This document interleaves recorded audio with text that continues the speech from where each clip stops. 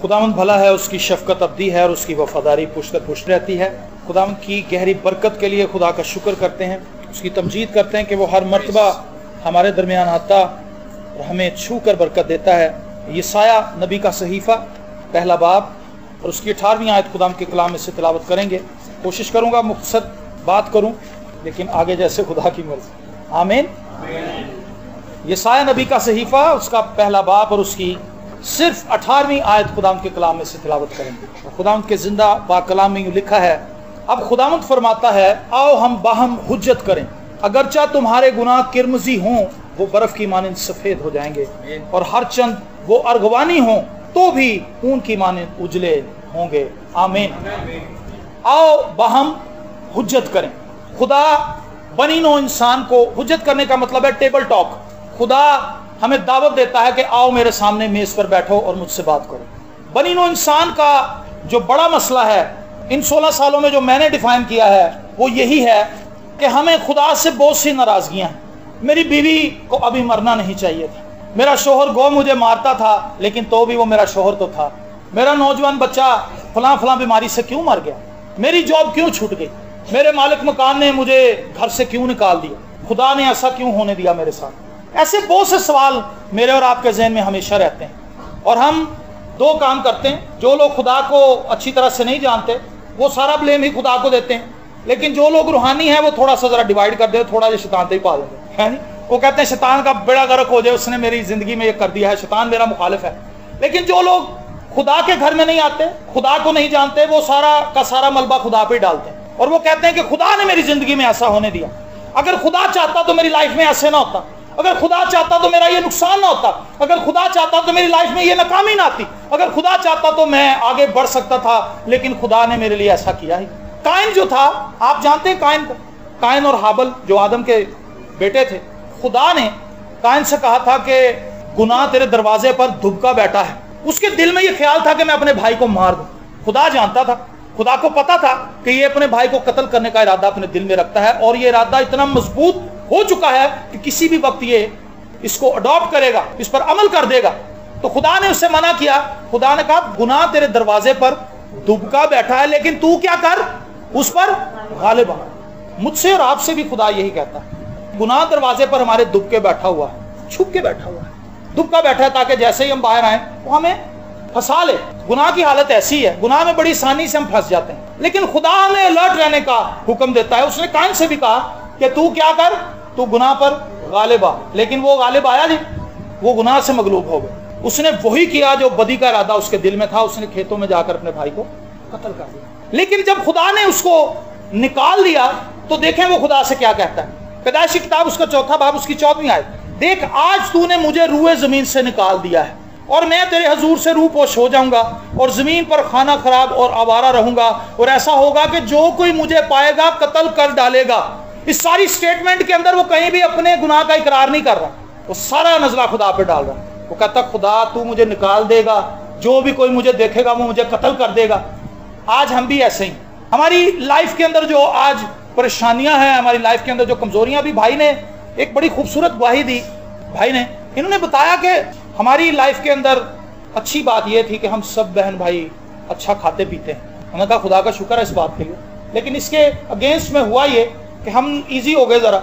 हमने कहा चलो कोई नहीं, चर्च भी चले जाएंगे, कलाम भी पढ़ लेंगे, दुआ भी कर लेंगे, कोई ऐसी बात नहीं, खुदा केड़ा कितने चल रहा है। लेकिन भाई ने खुद ही ये बात बताई कि खुदा ने एक ऐसा बंदा हम में से पकड़ा जो फैमिली की जान थी, जिसमें सभी उस बच्चे से प्यार करते थे। खुदा ने उसको हलाक नहीं करना था, खुदा ने उसको कुछ करना नहीं था, लेकिन खुदा ने जरा थोड़ी सी जुम्बश दी। खुदा अगर चाहे तो 1 मिनट, मैं कहता हूँ पूरी दुनिया सिर्फ 1 मिनट में तौबा कर सकती है, 1 मिनट में तौबा करा देता खुदा।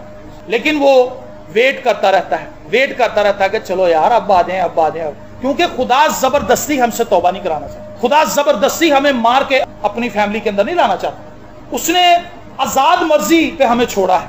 मेरा और आपका ये फैसला होना चाहिए कि हम खुदा के साथ चलेंगे या हम खुदा के मुखालिफ चलेंगे। तो ये मेरा और आपका फैसला है। खुदा अगर जबरदस्ती करना चाहे तो कौन खुदा के साथ अड़ी कर सकता? कोई भी नहीं। हम सब खुदा के सामने खड़े नहीं रह सकते। तो काइन ने क्या किया?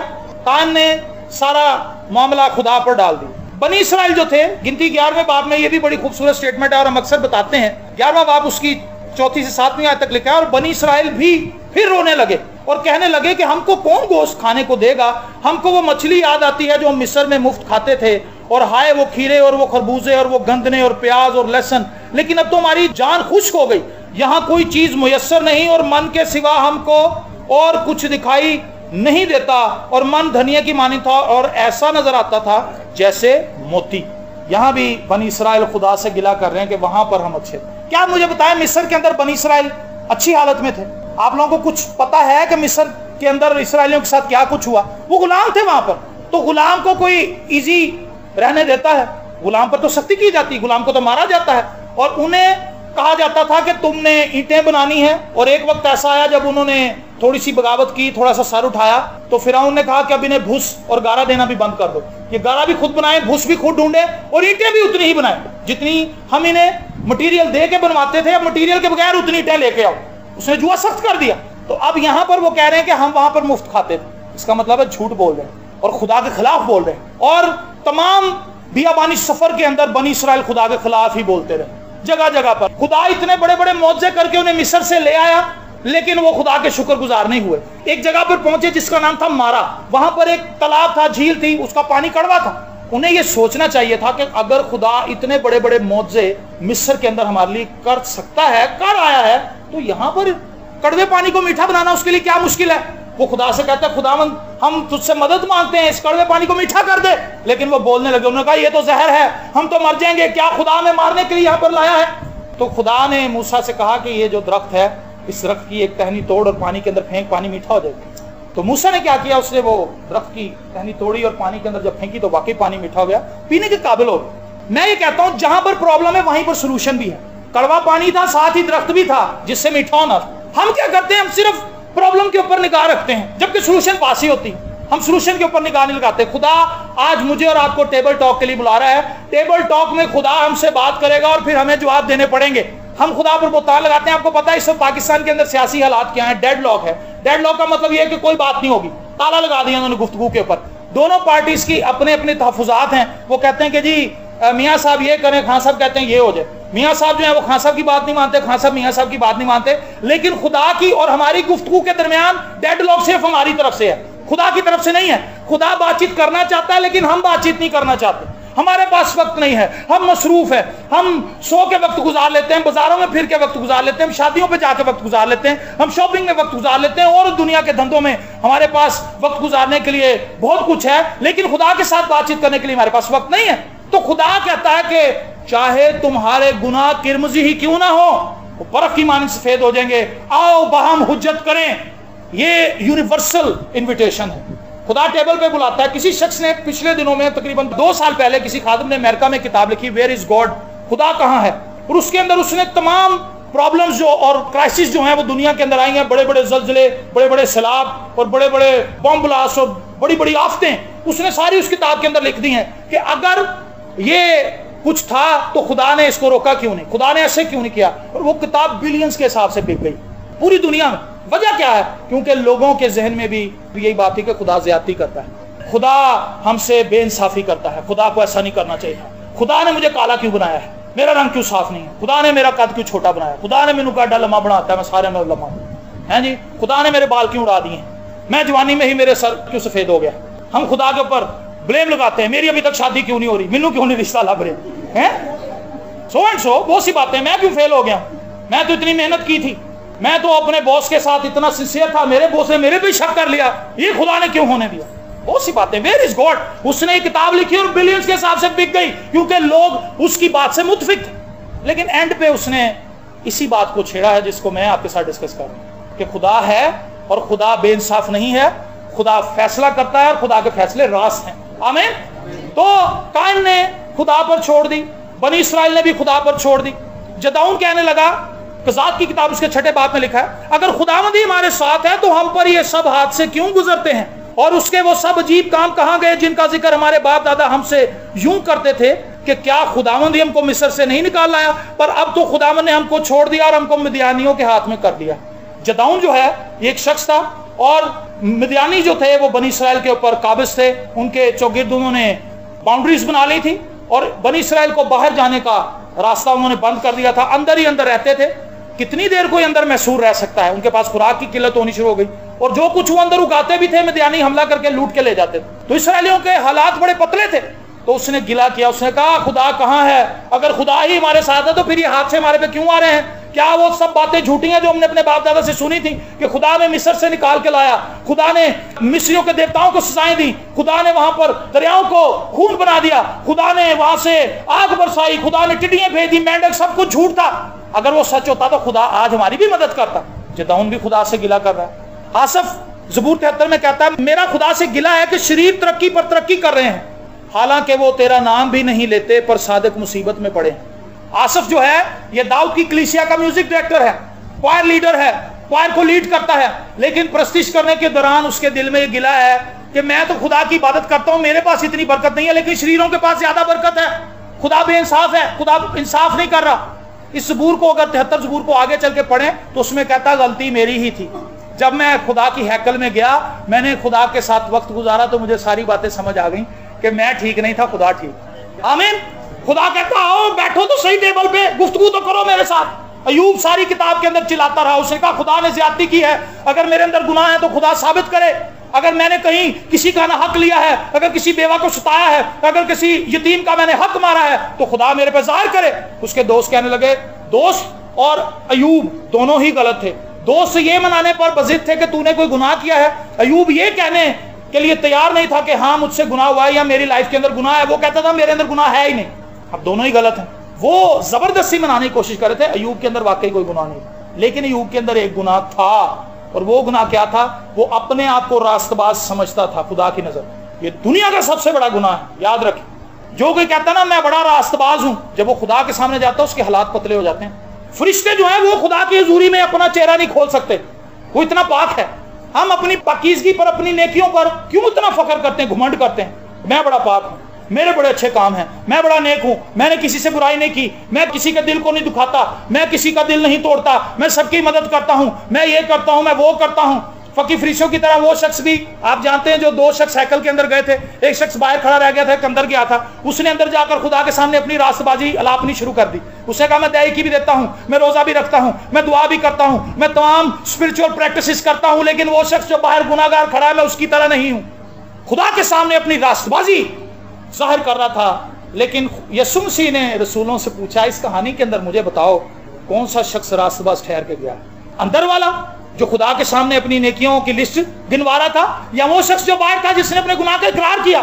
रसूल कहने लगे जो बाहर था, जिसने कहा कि मैं तेरे घर में आने के लायक नहीं हूं, मैं गुनाहगार हूं। अगर हम खुदा को देखते रहेंगे तो हमारा फख्र हमारे अंदर कभी सर नहीं उठा सकेगा। जब हम इर्द गिर्द के इंसानों को देखेंगे, भाई शफीक को देखेंगे, मैं भाई शफीक से अच्छा हूं, तो मेरा कद भी लंबा, मेरा कद छोटा, मेरे वाल भी ज्यादा घने हैं, कट, मेरी आवाज भी ज्यादा अच्छी, इसकी आवाज नहीं अच्छी। फख्र फख्र फख्र, ऊपर आता जाऊंगा मैं, और मैं भाई शफीक से अपने आप को टैली करके फरिश्ता बन जाऊंगा।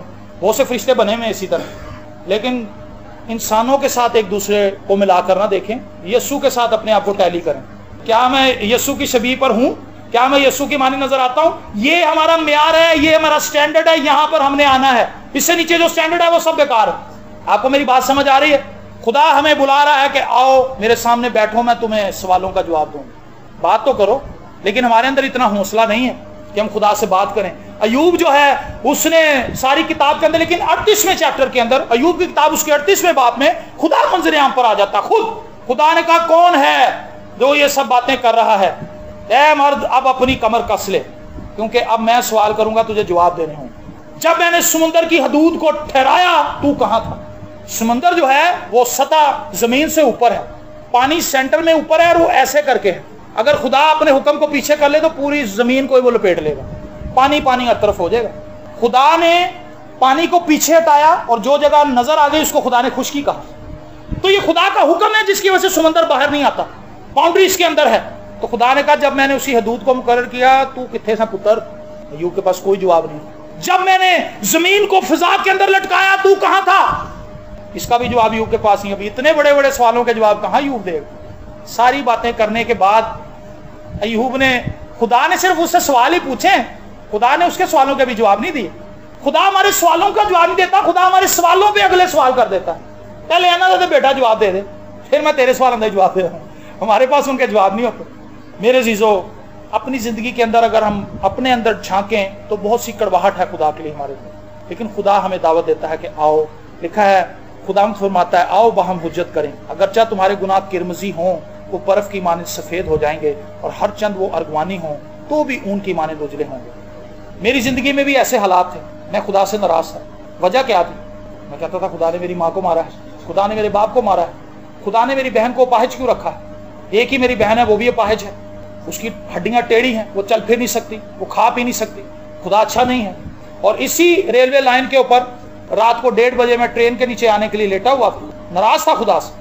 लेकिन जब खुदा यीशु मसीह मेरे सामने जाहिर हुए तो नाराजगी पता नहीं कहाँ चली गई। खुदा ने सिर्फ 1-2 बातों में मुझे कायल कर दिया। Praise the Lord. मैं ये कहता हूं, खुदा के सामने टेबल पर बैठ के हार जाना हमारी जीत है, खुदा का जीत जाना हमारी जीत है, हमारी जीत हमारी हार है। आज हम एक पंजाबी में लफ्ज कहने लगो, पंजाबी च लोग कहते हैं आडा लाया है, लोगों ने आडा लगाया हुआ, जो खुदा ने मेरे लिए नहीं किया तो फिर मैं भी नहीं जाना, मैं चर्च बढ़ना ही नहीं। 25-25 साल हो गए, 20-20 साल हो गए, चर्च का चेहरा नहीं देखा, बाइबल नहीं पकड़ी, कहता जी असी क्यों खुदा केड़ी साड़ी सुनने। नाराजगियां हैं, बेवजह की नाराजगी। लेकिन इशू बीच में क्या है? खुदा ने जब आदम को बनाया था तो आदम के लिए सब कुछ अच्छा था। इससे पहले कि आदम बनाया जाता, बागे आदम के अंदर सब चीजें खुदा ने आदम के लिए तैयार कर दी थी, सब अच्छे बनाया था खुदा ने, क्योंकि खुदा ने अपने मुंह से कहा था सब अच्छा है, बहुत अच्छा है, वेरी गुड, अच्छा लगा खुदा को। लेकिन फिर हुआ क्या? गुनाह आ गया बीच में। और गुनाह ने क्या किया खुदा से? अब खुदा हमें वापस बुला रहा है। हम कोशिश करते हैं कि हम खुदा के पास ना आए, लेकिन मैं आपको बताऊं खुदा के बगैर चारा कोई नहीं। क्या आप समझते हैं कि आपके मसाइल खुदा के बगैर हल हो सकते हैं? कितने लोगों का ये मानना है कि अगर हम डबल मेहनत करें तो हमारे मसाइल हल हो सकते हैं? और कितने लोग ये मानते हैं कि खुदा के बगैर हमारी गाड़ी आगे नहीं चलेगी? सबका यही मान है। तो फिर क्या हमें खुदा के साथ नहीं चलना चाहिए? फिर हम खुदा से अलग पटरी पे क्यों चलते हैं? आपने देखा होगा ट्रेन की अक्सर 2 पटरी होती है, किधर एक ट्रेन इधर से आती है, किधर से जाती है। हमारा ये हिसाब है, खुदा इधर से जा रहा है, असि उधरों आ रहे हैं, हमारा रूट फर्क है। लेकिन दावा हम मसीही होने का करते हैं, दावा हम ईमानदार होने का करते हैं। खुदा चाहता है कि हम उसके हजूर फरोतन हो जाएं। जब हम उसके सामने टेबल पे बैठ जाएंगे बस समझ लें फिर आप अपने नहीं रहेंगे। बहन ने यहाँ पर एक गवाही दी, उन्होंने कहा मैं जब आई थी यहाँ पर तो मैंने खुदा को अपना आप दिया था। मैंने खुदा से कहा था खुदा मेरे अंदर जो भी कमजोरियां तू ले ले, मैं तेरी हूं, तूने ही मुझे बनाया। तो हुआ क्या? खुदा ने एकदम से सारे मामलात को सॉल्व कर दिया। और बहन ने बताया कि मेरे हस्बैंड भी मेरे साथ आ गए हैं, हमारा झगड़ा भी खत्म हो गया। कितना ईजी है ये, बड़ा आसान है। लेकिन हमने अपने मसाइल को खुद मुश्किल बना लिया। खुदा की हजूरी में आए और खुदा के साथ बात करना शुरू करें। आप इतने इजी हो जाएंगे, रिलैक्स हो जाएंगे, सारी चीजें आपको अच्छी लगेंगी, आपके नुकसान भी आपको सही लगेंगे, क्योंकि आपको पता होगा कि खुदा इनमें से अपने लिए भलाई पैदा करने वाला है। जब हम खुदा के साथ मेज पर बैठ जाएंगे, उस मेज पर बैठने का मजा ही होगा। आप उस मेज पर कैसे बैठ सकते हैं? डेली खुदा का कलाम पकड़ें, खुदा के कलाम को पढ़ें।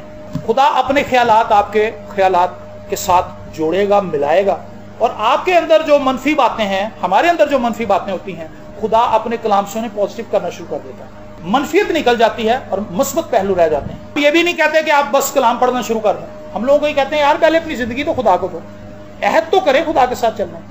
जब अहद कर लेंगे उसके बाद फिर सारी चीजें आसान, फिर दुआ करनी भी मुश्किल नहीं है, फिर कलाम पढ़ना भी मुश्किल नहीं है, फिर गीत गाने भी मुश्किल नहीं, वक्त पर चर्चा आना भी मुश्किल नहीं है, क्योंकि आपके अंदर लगन ही ऐसी लग जाएगी कि आप कहेंगे कि नहीं, सबसे पहले खुदा है, बाकी सारी बातें बाद में। हालेलुया।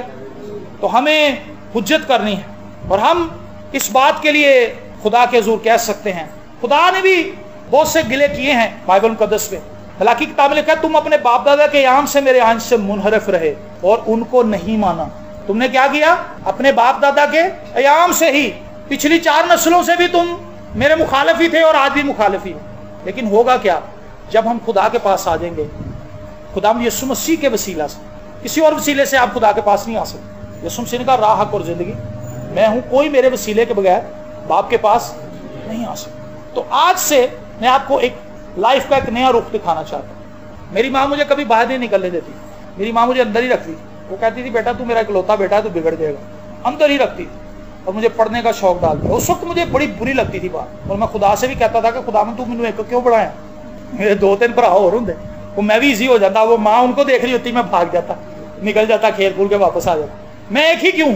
लेकिन आज मेरी माँ की वो सख्ती मेरे काम आई, मेरी माँ कहती थी बेटा बस पढ़ता रहा कर। और मेरी माँ मुझे टार्जन की, उम्र यार की कहानियां ला के देती थी। मेरे पास इतने इतने बड़े बंडल बन गए घर में, और मैंने बेड के नीचे उनको छुपाया हुआ ताकि कोई ले ना ले। मुझे इतनी मोहब्बत थी उन कहानियों से। और आज मेरे पास अपनी बहुत सी किताबें जो मैंने अपनी ज़ात मर्जी से खरीदी, वो तो मेरी माँ मुझे ला के देती थी, लेकिन अब उनकी तादाद हजारों में चली गई। और वही इल्म अब मुझे पैसे भी दे रहा है। मैं लिखता हूँ, उससे मुझे थोड़े बहुत पैसे मिल जाते हैं, मेरा गुजारा हो जाता है। तो अगर उस वक्त मेरी माँ मुझे खेलने की इजाजत दे देती तो मैं तेरा जना सिंह लायक। मैं दुआ कर रहा था, खुदा ने बात मुझे बताई। खुदा ने कहा बेटा उस वक्त तू मुझसे गिला करता था ना कि तू एक क्यों है, और मेरी माँ मुझे निकलने क्यों नहीं देती। उसने कहा अगर तू निकल जाता उस वक्त तो तू वारा हो जाता, लेकिन मैंने तुझे इसलिए नहीं निकलने दिया क्योंकि मैं तुझे अपनी खिदमत के लिए इस्तेमाल करना चाहता हूं। आमीन। बहुत सी बातें जब आप खुदा की हज़ूरी में आएंगे आप कहेंगे यार ये तो कमाल हो गया, मैं तो इसको गलत समझ रहा था, ये तो मेरी फेवर में जा रही बात है। खुदा से नाराज होने की बजाय खुदा के हक में वोट डाल दें। जब आप खुदा के हक में वोट डाल देंगे आपके मसाइल सॉल्व हो जाएंगे। आमीन। सवाल पूछ रहा हूं, जाती है, क्या आप में से कभी कोई खुदा से नाराज हुआ है? होने को चुकेगा। एक है भाई ने कहा कई बार हुए हैं, और भाई ने सच्ची बात, हम खादम होते हुए हो जाते हैं कई बार। मैं क्यों नाराज हुआ था बताऊं आपको अपनी नाराजगी। मैं एक दिन एक जगह कलाम सुना के आया और वो बंदे ने रो रो के तौबा की, कहता जी मैं मर गया, मैं लुट गया, अज के बाद भाई साहब तुसी तो मेरी जिंदगी का राह बहा। थोड़े दिनों के बाद मैंने उसको शराब पीते हुए देखा और अपनी बीवी को कूटते हुए देखा। मैं दुआ दे खुदा के सामने लड़ पे, मैं कहा खुदावंद असी पागल जो हम लोगों के सामने जाकर कलाम सुना रहे हैं, लोगों को बता रहे हैं कि तौबा कर लो, ये लोग हमसे ढोंग कर रहे हैं। देखें मैं आपको बताऊं खुदा किस सोर्स से हमसे बोलता है। मुझे ये हवाला ढूंढ लेने दे, बड़ी खास बात है, इसके बाद मैं इसको क्लोज करूं। हम इसको मानते नहीं है कि हम खुदा से नाराज होते हैं। पतरस का दूसरा आम खत, मैंने खुदा से कहा खुदावंद अब मेरा ख्याल है मुझे खिदमत नहीं करनी चाहिए, ये बेकार है। हमने देखा हम 20-20 सालों से, भाई साहब को 27 साल हो गए। भाई साहब आप ध्यानदारी से मुझे बताएं इन 27 सालों में आपको कितना फ्रूट नजर आया लोगों की लाइफ? 100 में से 5%। क्यों?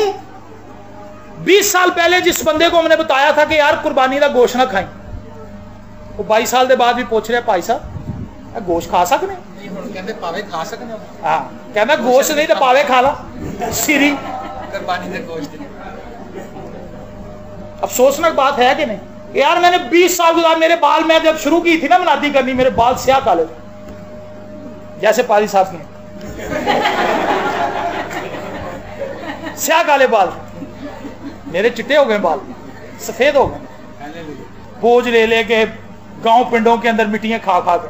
लेकिन उन्हीं लोगों को, जिन लोगों को हमने कलाम सुनाया, जिन लोगों के हमने रोजे रखे, जिन लोगों के लिए हमने दुआएं की, जिन लोगों के लिए हम रोए खुदा के हुजूर, उन लोगों को हमने देखा कि वो तो वहीं के वहीं, वो टस से मस नहीं हुए। तो मैं खुदा से नाराज था।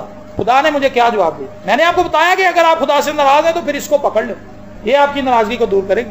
पतरस का दूसरा आम खत, खुदा ने मुझे क्या जवाब दिया?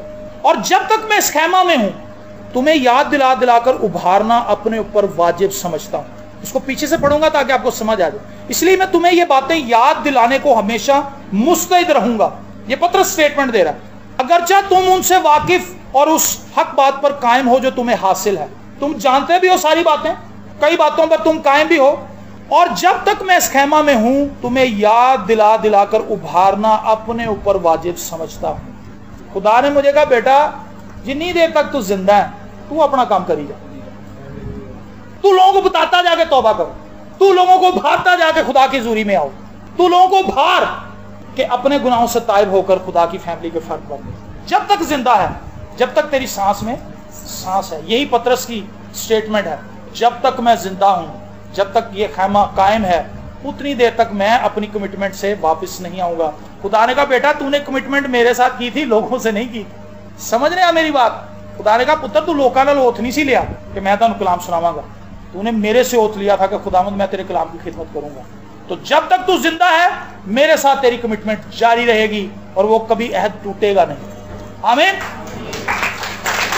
तो आप अगर नाराज हैं, अगर आप नाराज हैं तो मैं आपको बताऊं, भाई ने भी बताया कि हम इस चीज के लिए सोच रहे थे कि ये क्या हो गया, इतना बड़ा हादसा, लेकिन अब उन्हें ये बात समझ आई कि ये हादसा इसलिए हुआ ताकि हम सब खुदा के पास आ गए। वक्ती तौर पर हम नाराज हो जाते हैं, लेकिन ठंडे दिमाग से सोचें खुदा हमारी भलाई के लिए काम करता है। मैं अक्सर ये कहता हूं सैलाब आए हैं, बड़े लोग इसमें मरे भी हैं, ये दुख की बात।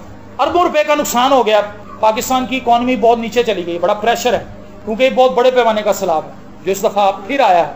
हर दफ़ा ही आता है, लेकिन हम उसके लिए कोई सद्दे बाप नहीं करते, हम कोई डैम्स नहीं बनाते, पानी को स्टोर करने के लिए कुछ नहीं करते। लेकिन ये दरियाओं से मिट्टी जो ज़मीनों पर फिर जाती है, ये अरबों रुपए से डबल आपको वापस करती है। हमें सिर्फ ये नज़र आ रहा है कि सब कुछ रोड़ गया, ओहो पानी में सब कुछ बह गया, लेकिन हम ये नहीं देखते कि ये मिट्टी, ये पानी जो मिट्टी लेकर आया है दरियाओं से, ये ज़मीनों को, खेतों को इतना जरखेज बना देगी कि अगर कोई आम सा भी बीज फेंकेगा तो 100% फसल लेके। ये सिर्फ एक एंगल है जो हमें नजर आता है, हम सिक्के का दूसरा रुख नहीं देखते जिसमें खुदा ने भलाई छुपाई होती। पिछले दिनों मैंने देखा है एक बुजुर्ग आदमी की शादी भी हो गई, शायद आपने वो खबर देखी हो। एक बुजुर्ग आदमी 80 साल का, वो किसी गांव से रुड़ता हुआ आया था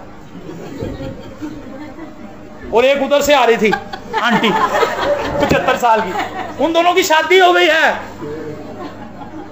वो दोनों बुजुर्ग हैं। उन्होंने कहा जी हमारे जीवन का सहारा बन गए। मैं भी अकेली थी, बाबा जी कहने लगे मैं भी कल्ला तो दुआएं कर रहे हो, ऐसे तूफान रोक रहे हैं। सो आप देखेंगे ये कितना अजीब है। मैं ये कहूंगा खुदा की ऐनक से हालात को देखें। किसकी ऐनक से? खुदा की ऐनक से देखेंगे आपको सब कुछ अच्छा लगेगा। अपनी आंखों से अपनी ऐनक उतारें और खुदा की ऐनक जो खुदा का कलाम है इसको लगा लें। हालेलुया। और जब आप लगा लेंगे आपको हालात ही और नजर आएंगे। आपको पता है बचपन में हम वो मिलती होती थी 2-2 रुपए की ऐनक जिसके ऊपर लाल रंग का कागज चिपका होता था, सब कुछ लाल नजर आता था। जब आप बाइबल को अपनी आंखों के आगे रखेंगे, इसके लेंसेज में से देखेंगे, आपको सब कुछ ऐसा नजर आएगा, आप कहेंगे खुदावंद तेरा शुक्र हो, खुदावंद तेरी तारीफ हो, खुदावंद मैं तेरी तमजीद करता हूँ, मैं तेरी सताइश करता हूँ कि तूने इतना कुछ मुझे दिया है। मैं तो इसके काबिल नहीं था, मैं तो इसके लायक नहीं था, लेकिन तूने इतना रहम किया। सबसे बढ़कर यह कि तूने अपना इकलौता बेटा मेरे लिए बख्श दिया। उसने सारे गुनाह उठाकर मुझे पाक और साफ कर दिया है। हालेलुया। क्या ये शुक्रगुजारी की बात नहीं है? मेरे अजीजों, आए इस मेज पर खुदावंद के साथ डेली बैठे, ताकि खुदावंद हमें तरोताजा करे, ताकि खुदावंद हमारे दिल से उन खलिशों को निकाल दे, उस गुस्से को निकाल दे जो बेजा है, जिसका कोई मकसद नहीं है। खुदा चाहता है कि हम अपनी जिंदगियों में मजबूत हों, उसके साथ रिलेशन में मजबूत हों, तरक्की करते जाएं और हमारी जिंदगी ऐसी फलदार हो जिसे दूसरे लोग देखकर बरकत पाएं। God bless you.